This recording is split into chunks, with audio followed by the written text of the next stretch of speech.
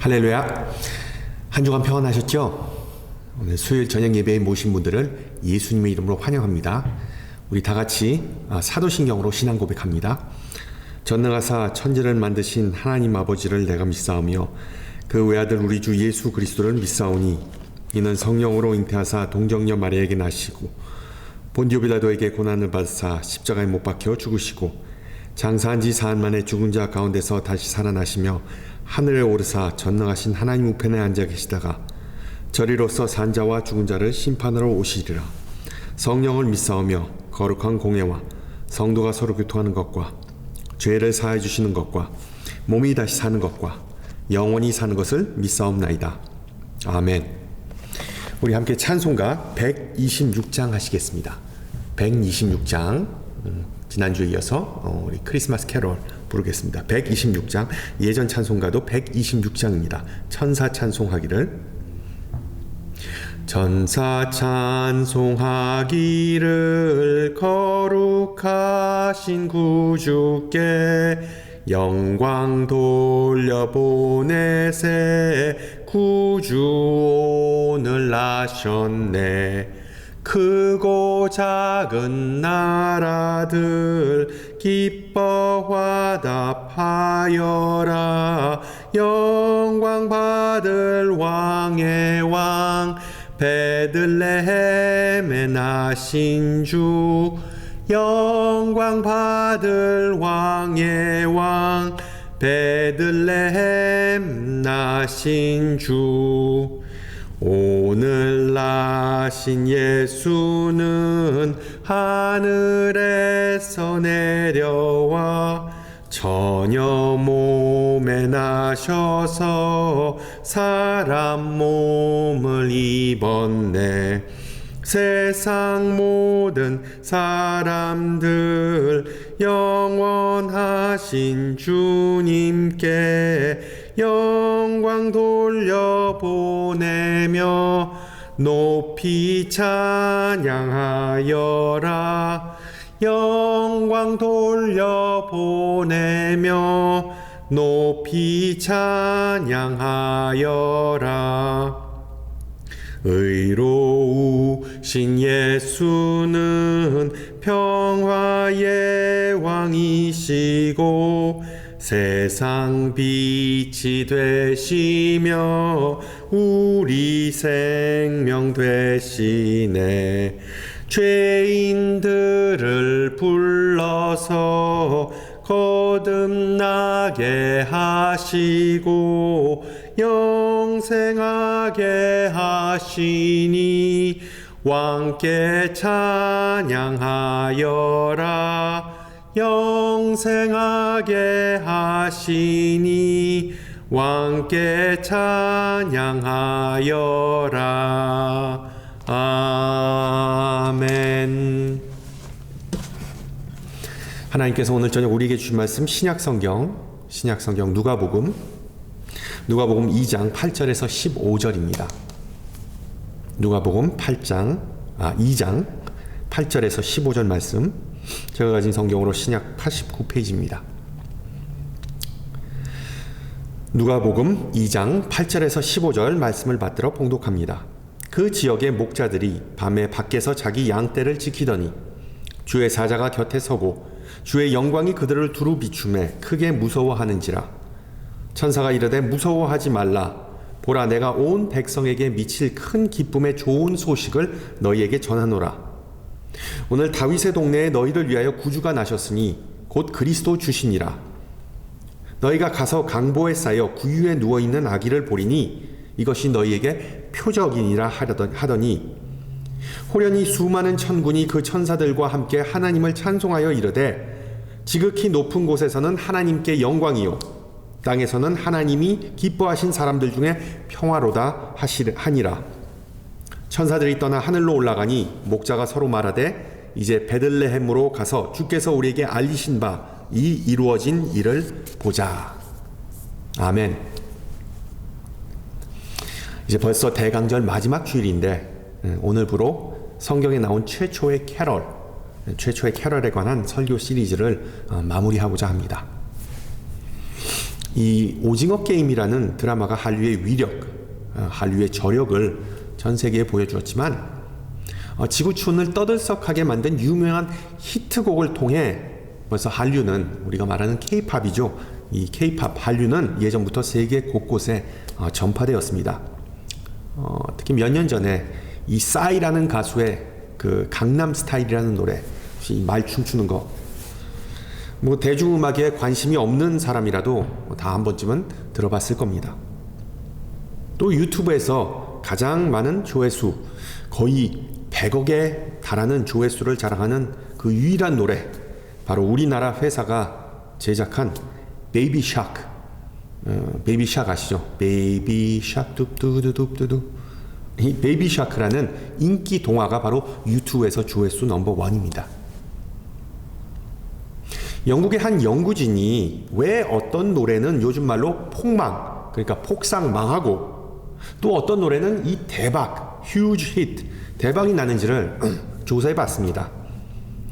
그들은 그 노래의 멜로디나 뭐 댄스 같은 그런 요소보다도 그 노래의 가사에 흥행의 비결이 있다고 주장합니다. 1960년대부터 세계적으로 히트친 노래들의 공통점을 쭉 살펴보니까 일단 가사가 단순하다는 것이었습니다. 가사가 단순한 노래가 대박난 노래였습니다.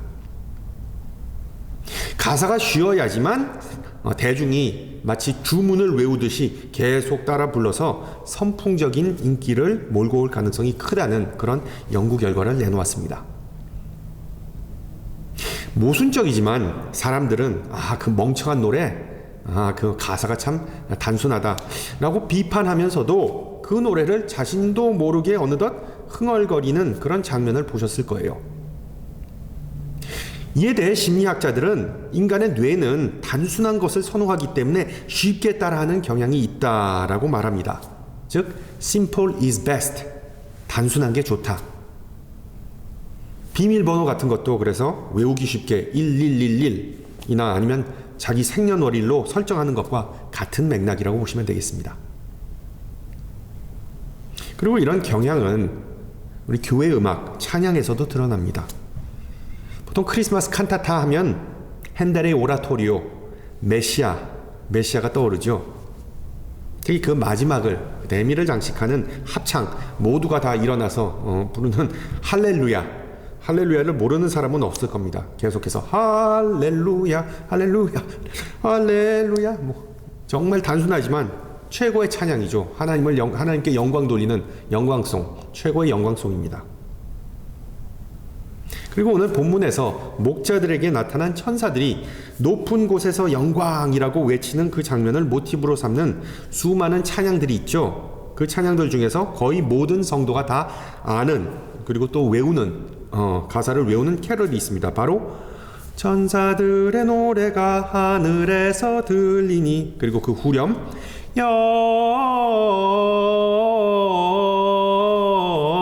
영광 높이 계신 주께 영어로 글로 가사가 단순해서 좋지만 이 후렴 부르다가 숨이 차오르죠.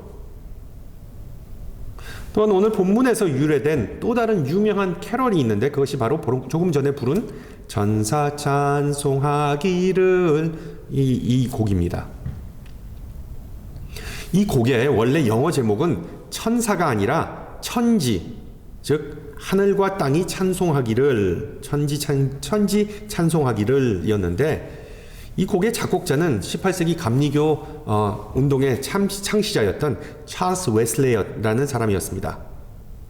이 웨슬리가 전달하고자 했던 내용은 천사들만 오랫동안 기다리던 메시아 예수의 탄생을 축하하는 것이 아니라 하늘과 땅, 즉 천지, 온 우주 만물이 찬양한다는 그런 내용이었습니다. 천지 찬송하기를이 지금 우리가 부르는 천사 찬송하기를로 바뀐 이유는 그 웨슬레이의 친구이자 유명한 부흥 강사이자 그리고 또한 전도 집회자였던 그 조지 윗필드 때문이었습니다.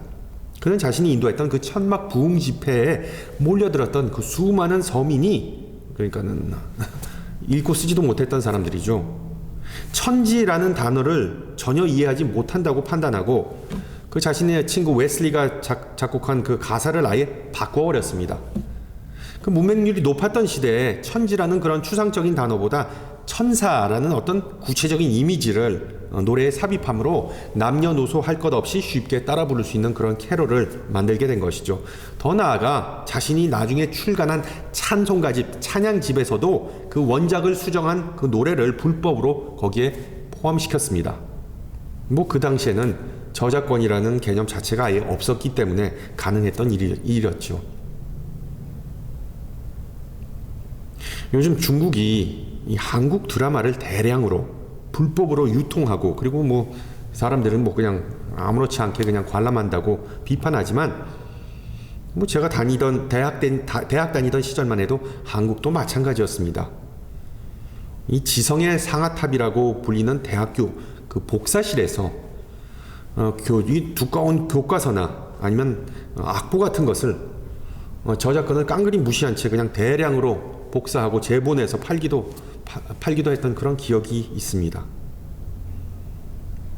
여러분, 서양에서는 이 저작권 개념이 얼마나 철저한가 하면 우리가 잘 아는 아마 세상에서도 가장 유명한 히트라고도 할 수 있죠. 히트송인 생일 축하 노래 Happy Birthday to You, 생일 축하합니다.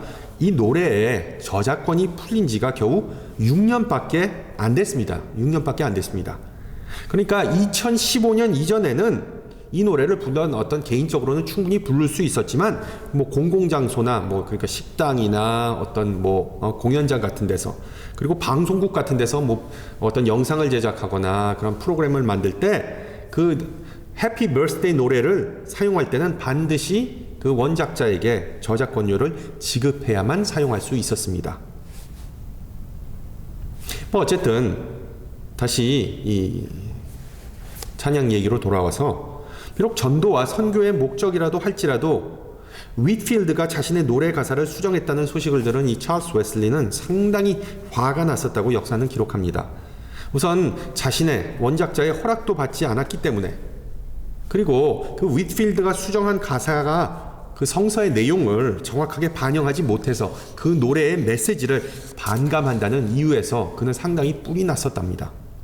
이게 무슨 이야기인가 하면 성경 누가복음 2장에 나온 천사들과 그 목자들의 만남을 자세히 읽고 분석한 웨슬리는 우선 천사들은 엄밀한 의미에서 노래를 부르지 않았다라는 점을 주목했습니다.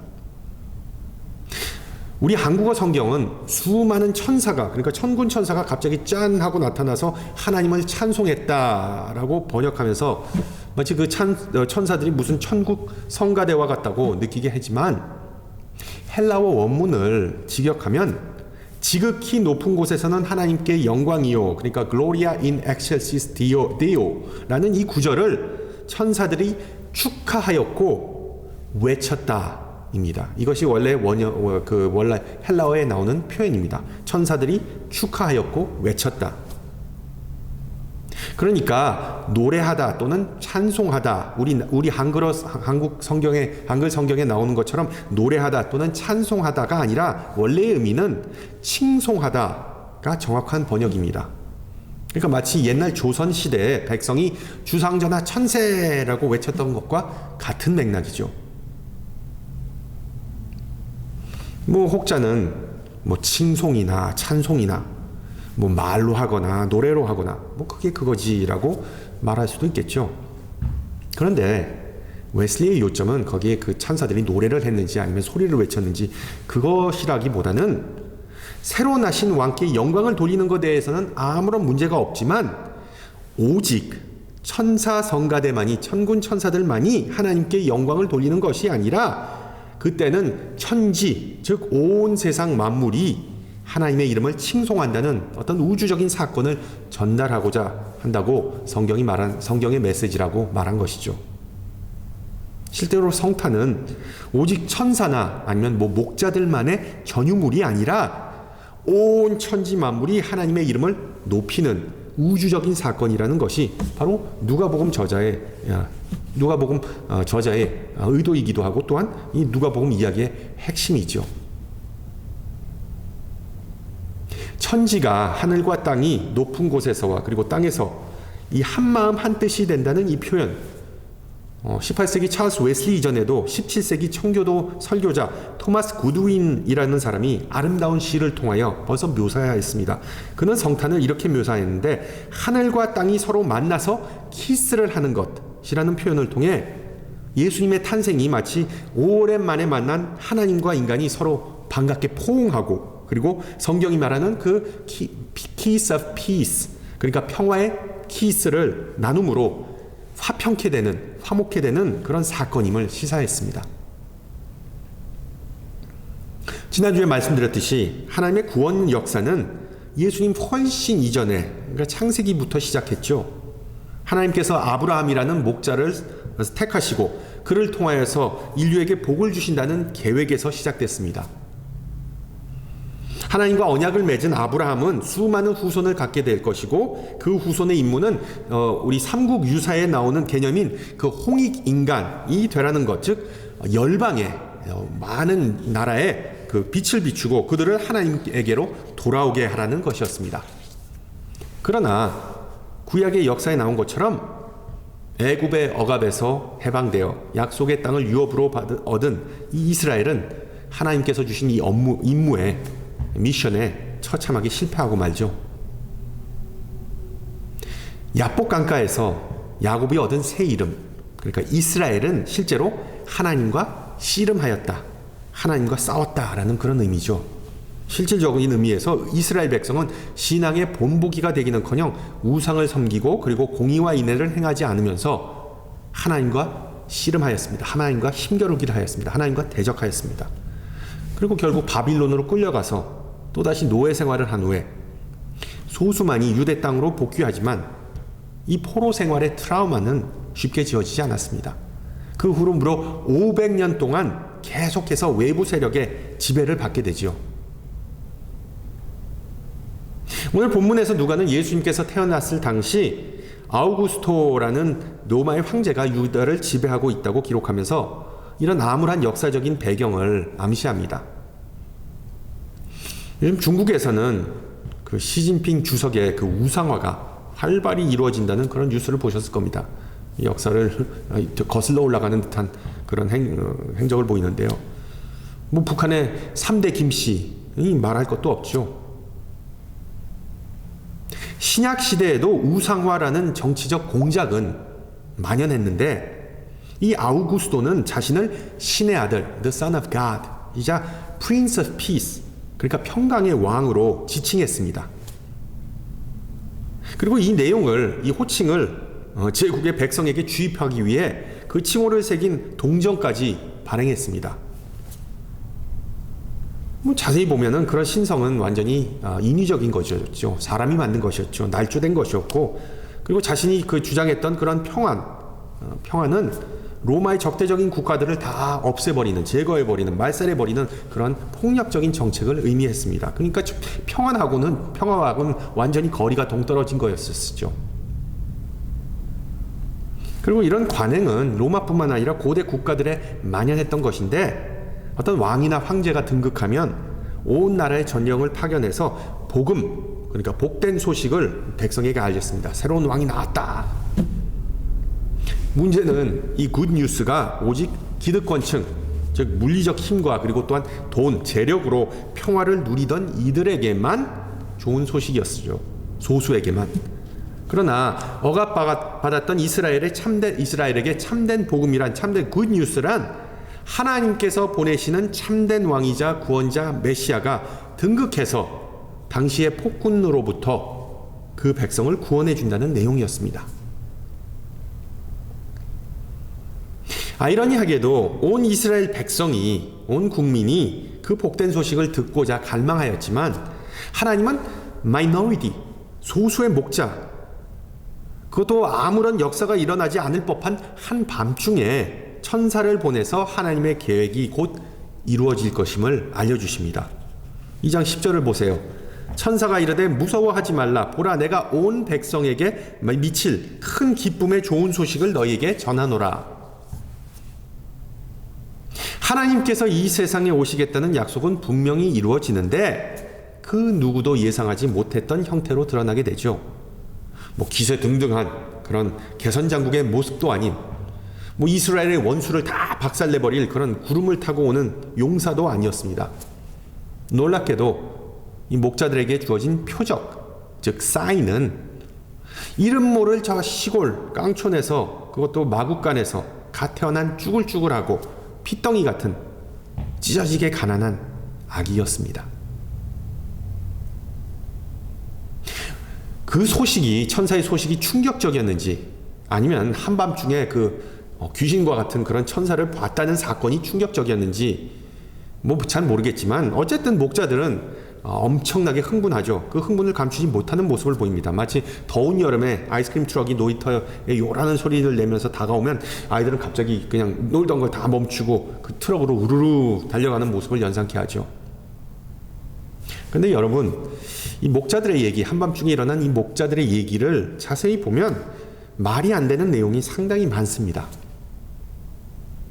예를 들어 성경은 목자들이 빨리 아기를 보러 갔다라고 기록하는데, 그렇다면 목자들이 돌봤던 양은 과연 어떻게 됐을까요? 그들이 양을 내팽개치고 아기 예수님을 보러 갔다면 누가 과연 양을 돌봤겠습니까? 자신들이 열심히 하던 일을 때려치우고, 그것도 자신의 아기가 아닌 아무개 아기를 보러 갔다는 게 여러분 정상이라고 생각하시나요? 물론 그들은 그냥 아무런 아기를 구경하러 간 게 아니라 그리스도이자 주님이신 아기에게 예배하기 위해, 경배하기 위해 몰려갔다고 누가는 말합니다. 그러나 아기가 그냥 어디로 가버리는 것도 아니고, 그냥 근무를 다 마치고 아침 돼서 그냥 안전하게 아기에게 예배하러 갈 수 있었는데 도대체 왜 그렇게 성급하게 행동하는가라고도 반문할 수도 있겠죠.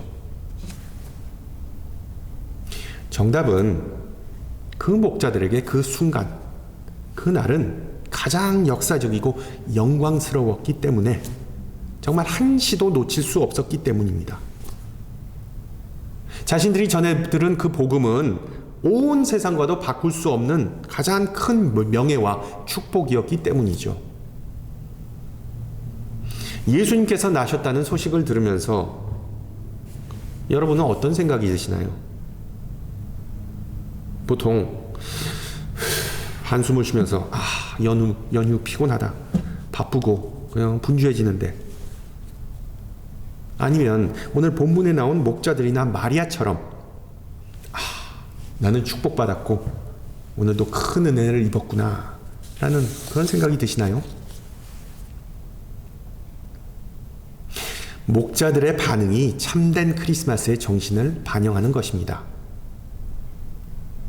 크리스마스는 그냥 연휴라서 놀고 먹고 쉬거나 아니면 여기저기 모임을 하면서 분주해지는 기간이 아니죠. 우리가 하는 일과 업무는 기다려도 됩니다. 선물을 주고받고 식구끼리 모여서 식사를 나누는 것 또한 그리 급한 일이 아닙니다. 이 주머니 사정이 안 좋아서 걱정하거나 근심하거나 심지어 우리의 곁을 떠난 사랑하는 이를 위해 눈물을 흘리는 것조차 뒤로 미룰 수 있습니다. 왜? 그리스도와 미사가 합쳐진 의미의 크리스마스, 즉 예수님을 예배하는 것이, 경배하는 것이 가장 중요한 것이기 때문이죠. 이 목자들이 아기 예수를 통해서 도대체 무엇을 보았을까요? 하나님의 계획에 따라서 온 천하가 하나 되고 화해하는 그 엄청난 그림을 보았던 것으로 추정할 수 있습니다. 참된 인간이자 참된 신이 아기의 몸으로 이 세상에 온 상상조차 할 수 없었던 장면이었기 때문에 웨슬리가 자신의 찬양에서 기록한 것처럼 이 하늘의 천사뿐만 아니라 온 천지가 이 땅에서, 이 땅뿐만 아니라 온 우주가 떠들썩했던 것이죠. 아기 예수님이 가지고 오는 평화는 그 당시에 로마 황제나 다른 군주들이 제공하는 평화와는 상당히 다른 평화였습니다. 아까 말했듯이 소수의 권력자나 기득권에게만 주어지는 평화가 아니라 하나님의 형상대로 지음받은 모든 이들, 즉 모든 인류에게 자유롭게 아무런 조건 없이 주어진 평화였습니다. 즉 하나님의 은혜는 이제 이스라엘이라는 민족뿐만 아니라 그 아기를 따르고 섬기고자 하는 모든 이들에게 주어졌다는 의미입니다. 아기를 섬기고 따른다는 것, 여러분 이게 얼마나 말이 안 되고 그리고 이상한 얘기입니까? 그러나 하나님은 분명 그 아기를 통해 인간의 죄를 사하시고 우리를 구원하시고 모든 것을 새롭게 함으로 궁극적으로 평화를 선사하셨습니다. 할렐루야. 결론적으로 인류를 구하시고자 했던 하나님의 계획은 베들레헴에 있는 어느 마국간의 구유에서 실현되었죠. 그리고 그 구유 안에 누인 아기 예수님은 하나님과 인간 사이를 화평케 하는 화목제물로 오셨습니다. 나중에 사도 바울도 고린도 후서에서 예수님의 탄생을 이와 같이 기록합니다. 하나님께서 그리스도 안에 계시사 세상을 자기와 화목하게 하시며 그들의 죄를 그들에게 돌리지 아니하시고 화목하게 하사. 즉 예수님의 탄생과 죽음 그리고 부활은 화목을 위한 하나님의 계획의 도구이자 과정이었음을 설명합니다. 따라서 바울에게 있어 예수님의 오심은 오래전에 목자 아브라함에게 했던 그 약속과 그리고 지금 베들레헴 근방에 있던 목자들에게 하신 하나님의 약속의 성취였던 것입니다. 예수님 덕분에 하늘과 땅은 가까워지고 그리고 서로 포옹하고 그리고 평화의 키스를 나누었습니다. 그리고 이런 엄청난 소식을 우리가 단순히 찬양하는 것뿐만 아니라 다른 이들과 함께 나누어야 하겠죠. 여러분 기억하세요. 예수님께서 이 세상에 오신 첫 번째 목적은 바로 이 화해의 reconciliation, 이 화해의 화목, 사역입니다. 화평케 하고 화목케 하고 화해하는 것 또한 예수님의 제자인 우리 성도들의 몫이 아니겠습니까? 물론 대강절이라고 해서 특별히 평화롭고 사랑과 나눔이 넘치는 것이 아니죠. 지구촌은 여전히 뒤숭숭합니다. 팬데믹, 분쟁, 전쟁의 소식, 불평등, 증오, 총기 사건 이런 소식이 꾸준히 들려오죠. 또한 개인적인 삶에서도 마찬가지입니다. 특별히 연휴라서 마음이 뒤숭숭할 수도 있고 아니면은 가정 내에서 불화가 있을 수도 있고 아니면 또 직장과 사업이 어려울 수도 있고 심지어 교회 내에서도 시기와 질투가 있을 수도 있습니다. 그러나 중요한 질문은 바로 이것이죠. 여러분은 그리스도를 통한 하나님의 평화, 하나님의 은혜, 하나님의 새 창조를 믿으십니까? 가장 중요한 점은 그 은혜, 평화와 새롭게 하심에 동참하는 삶을 여러분은 사시는지요?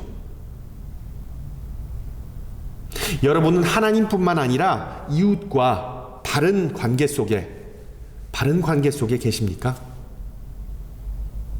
바울은 말하죠. 하나님이 죄를 알지도 못하신 이를, 그러니까 예수님이죠, 우리를 대신하여 죄로 삼으신 것은 우리로 하여금 그 안에서 하나님의 의가 되게 하려 하심이라. 즉 우리를 통해 하나님은 당신의 의, 그러니까 righteousness, 공의, 정의, 즉 올바른 관계를 이 세상 속에서 구현하시고자 했다는 것입니다. 우리가 이 복된 소식을 단지 말로만 전하는 것이 아니라 노래로 좀 찬양했으면 좋겠습니다. 의로우신 예수는 평화의 왕이시고 세상의 빛 되셨다. 죄인들을 불러서 거듭나게 하시고 영생하게 하셨다. 이게 바로 복음의 핵심 아니겠습니까?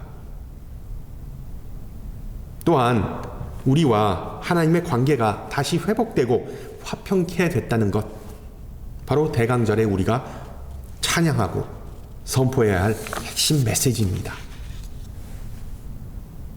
화해, 화평은 일방통행이 아니라 쌍방이기 때문에, 상호적인 것이기 때문에 하나님께서 예수님을 통하여 우리에게 손을 먼저 내미신 만큼 우리도 그 손을 붙잡아야 하는 그런 행위를 반드시 수반합니다. 어떻게? 바로 하나님은 우리와 같은 죄인들을 외면하시지 않고 웰컴하신다는, 환영하신다는 그 사실을 믿는 것, 즉 예수님을 의지하고 예수님을 따라가는 것을 통해 그 화해가 비로소 완성되는 것이죠. 우리가 과거에 어떤 삶을 살았던, 우리가 죄로 인하여 지금 고통을 받든, 지금 우리의 마음과 영혼과 육신에 참된 평화가 없을지라도 그리스도의 평화가 이 모든 것들을 다 극복하고 넉넉히 이기게 해주신다는 그 확신과 찬양을 이번 대강절에 회복하기를 소망합니다.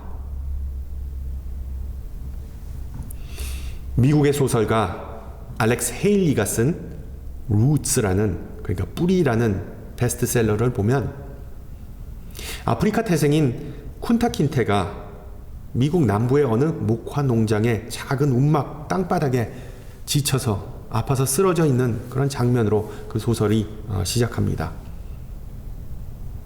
그 전에 무슨 일이 있었냐면 노예 상인에게 붙잡혀서 강제로 배를 타고 미국에 도착하자마자 경매에 붙여지면서 인간 아닌 어떤 가축 취급을 받습니다. 또 농장에 와서는 악덕지주가 가혹한 그 채찍질을 하면서 쿤타킨테가 아닌 토비라는 미국식 이름을 그에게 붙여줍니다. 그래서 그의 정체성이 완전히 말살됩니다. 온갖 고문과 그리고 고통을 겪은 이 쿤타킨테는 고향 땅 아프리카의 그 아름다운 추억과 자신이 한때 자유인이었던 그 사실조차 잊어버리면서 하루하루를 보내게 됩니다. 그런데 어느 날 밤, 오늘 본문과도 마찬가지네요. 어느 날 밤 어떤 사건이 일어나죠. 주인공은 이름 모를 여인이 노래하는 소리를 듣게 되는데 그 노래는 상당히 낯설게 느껴지지만 그 마음을 끌어들이는 묘한 경험을 하게 됩니다. 알고 봤더니 자신의 고향 아프리카에서 어린 시절 들었던 그런 노래였는데, 멜로디였는데 그 노래가 바로 자신의 영혼 깊은 곳에 숨겨져 있던 그 과거의 온갖 추억과 그 복잡한 감정을 막 끄집어냅니다. 그래서 쿤타킨테는 예전에 자신에게 고향이 있었다는 그 사실을 자각하게 됩니다. 또한 자신이 누구인지를, Who am I? 누구인지를 깨닫게 됩니다. 그 결과로 그는 환희와 그리고 또한 경의의 눈물을 마구마구 흘리게 되죠. 바로 그 노래가 이런 변화를 가능케 했던 것입니다. 그 노래는 마치 우리나라의 아리랑과 같은 명곡, 바로 민족의 어리 깃든 노래였습니다. 마찬가지로 찬양은 우리가 누구인지를 깨닫게 해줍니다. 우리는 하나님의 백성이고 예수는 우리의 선한 목자이고 우리의 소명은 예배에서뿐만 아니라 일상 속에서도 찬양하는 것임을 일깨워줍니다. 하나님께서 아기 예수를 통해 이 세상을 향해 발걸음을 내디셨는데 문제는 우리도 목자들처럼 하나님을 향해 발걸음을 내디딜 수 있는가입니다. 우주 만물이 다 아기 예수님을 찬양하는데 피조물인 우리도 그 찬양에 당연히 합류해야 하지 않겠습니까? 예전에 어떤 분이 저에게 우스갯소리로 이렇게 말씀하셨습니다. 우리 신앙인이 죽은 다음에 천국에 가면 온종일 찬양만 하고 산다고 하는데 나는 그게 좀 목사님 상상이 안 가네요. 조금 지루하지 않을까요? 오늘 본문을 보면 예수님께서 이 세상에 오셨을 때 천사들은 높은 곳에서 영광이라고 찬양했습니다. 그리고 예수님께서 승천하신 후에도 천사들은 이 찬양을 멈추지 않았습니다. 계속해서 영광송을 부르는 모습이 요한계시록 7장 성경 마지막 부분까지에도 나오지 않습니까? 찬송과 영광과 지혜와 감사와 존귀와 권능과 힘이 우리 하나님께 세세토록 있을지어다. 아멘. 이것이 바로 천사들의 찬양의 내용이었습니다. 여러분, 천사들조차 세상 끝날까지 하나님에게 쉬지 않고 찬양을 돌리는데 우리라고 못할 것이 무엇이 있겠습니까? 이번 대강절 기쁨과 감사의 찬양으로 아기 예수님에게 영광과 존귀를 돌리는 참 귀하고 복된 은혜가 충만하기를 주님의 축원합니다. 함께 기도합니다. 고마우신 주님, 우리에게 아기의 모습으로 오셔서 진리와 사랑의 빛을 비추어 주심을 감사드립니다. 주님의 오심을 천사들과 목자들과 온 세상 만물들과 함께 기다리면서 찬양을 올립니다. 분열과 분쟁이 난무하는 이 시기에 자아에 초점을 맞추면서 무관심이나 증오에 빠질 유혹에서 우리를 지켜주시고 주님께서 우리를 향해 손을 내미셨듯 우리도 다른 이에게 손을 내밀어 화해와 평화를 실천하게 하옵소서. 빛으로 오신 주님, 항상 빛 가운데로 걷는 백성이 되기를 소망하지만 어둠이 우리를 에워싸고 두려움이 우리를 움츠리게 만들고 세상에서 들리는 온갖 소리 때문에 주님의 음성을 듣지 못함을 고백합니다. 그럴 때마다 담대하게 찬양함으로 우리는 주님의 백성이고 주님은 우리의 목자임을 선포하게 하옵소서. 특히 대강절 기간 동안 기쁨이 아닌 슬픔과 절망에 빠진 이들을 위하여 기도합니다. 코로나로 인하여 고통받거나 사랑하는 이들을 잃은 이들, 또한 자연재해로 인하여 삶의 터전과 그리고 또한 일자리를 잃은 모든 이들을 주님께서 위로하시고 이들에게 용기를 더하시기를 간구합니다. 특히 많은 이들이 연말과 새해를 맞이하면서 미래에 대한 두려움과 불확실함 가운데 서 있습니다. 두려움이 엄습해 올 때마다 가장 낮은 곳, 최악의 조건인 마국간에서 태어나신 예수님을 바라보게 하옵소서. 임마누엘 되신 예수님께서 지금도 우리와 함께 하심을 믿으면서 모든 걱정과 근심으로부터 자유롭게 되기를 소망하오며 우리 함께 주님 가르쳐 주신 기도합니다. 하늘에 계신 우리 아버지여, 이름이 거룩히 여김을 받으시오며 나라의 임하옵시며 뜻이 하늘에서 이룬 것 같이 땅에서도 이루어지이다. 오늘날 우리에게 일용할 양식을 주옵시고 우리가 우리에게 죄 지은 자를 사하여 준 것 같이 우리 죄를 사하여 주옵시고 우리를 시험에 들지 말게 하옵시고 다만 악에서 구하옵소서. 대개 나라와 권세와 영광이 아버지께 영원히 있사옵나이다. 아멘. 예, 여러분 즐거운 크리스마스 이브 보내시고요. 그리고 꼭 기억하세요. 토요일 아침 10시에 크리스마스 예배, 성탄절 예배 본당에서 드리겠습니다. 그때 뵙도록 하겠습니다. 샬롬.